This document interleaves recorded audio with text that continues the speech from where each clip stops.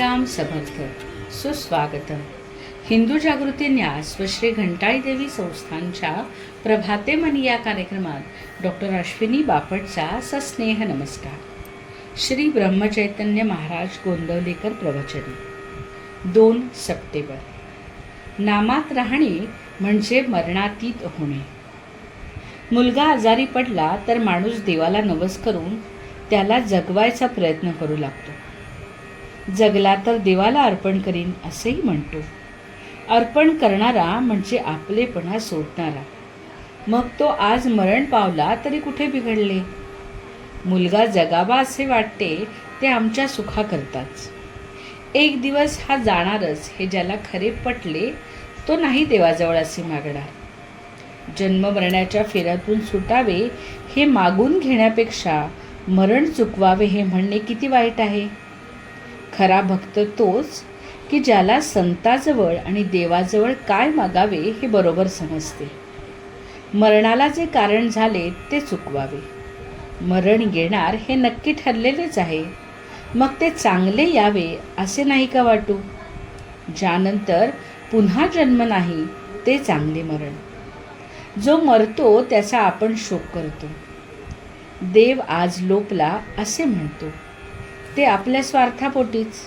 स्वतःला विसरणे, मी कोण हे न जाणणे हे मेल्याप्रमाणेच आहे. याकरता आपली संधी वाया जाऊ देऊ नये.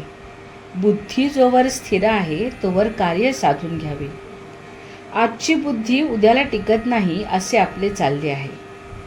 संकल्प विकल्पांनी आपण बेजार होतो. तेव्हा ज्या वासनेत आपला जन्म होतो ती वासनाच भगवंताच्या नामाने मारून टाकावी. नामात राहणे म्हणजे वासना मारणे, म्हणजेच मरणातीत होणे. भगवंताचे होऊन राहणे हाच मरण टाळण्याचा खरा उपाय आहे.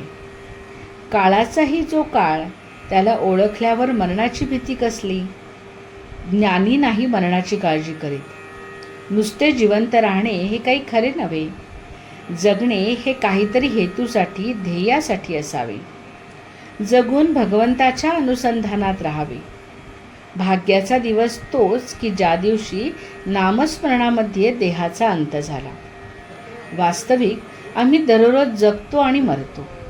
एकदा निजला आणि पुन्हा जागा झाला नाही की तेच मरण. झोप हे एक प्रकारचे मरणच आहे. एवढ्याकरता झोपी जाताना नामस्मरण करीत झोपी जावे, म्हणजे उठतानाही नामस्मरणातच जागेल. पण झोपेच्या वेळी नाम येण्यासाठी त्याचा अगोदर अभ्यास करणे जरुरी आहे. जागृतीत अभ्यास केला नाही तर झोपेच्या वेळी दुसरेच विचार येतील. नामस्मरण बाजूलाच राहील आणि भलत्याच विचारात पटकन झोप लागून जाईल. सदोदित नामस्मरण केले नाही तर ते अंतकाळी कसे येईल. अभ्यास अगोदर केला नाही तर परीक्षेच्या वेळी तो कसा येईल. तेव्हा नामस्मरणाच्या अभ्यासाला आजपासूनच सुरुवात करूया.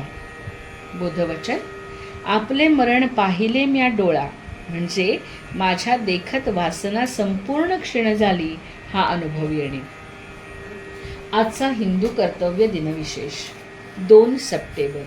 बोधायन अमावास्या, सोमवती अमावास्या, पिठोरी अमावास्या, पोळा, मातृपूजन, शिवपूजन.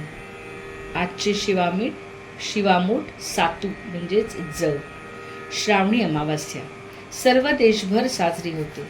दक्षिण भारतात हिला पोलाला अमावास्या असे म्हणतात.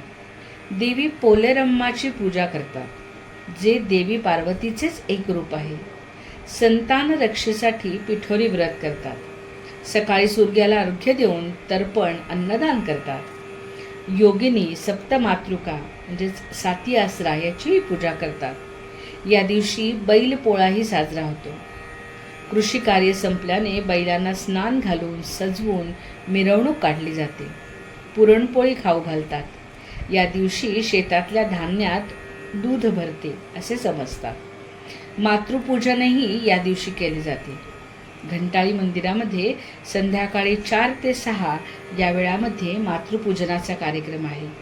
आपल्या मुलाने किंवा मुलीने आईची विधिवत पूजा करावी असा त्यामागे संकेत आहे.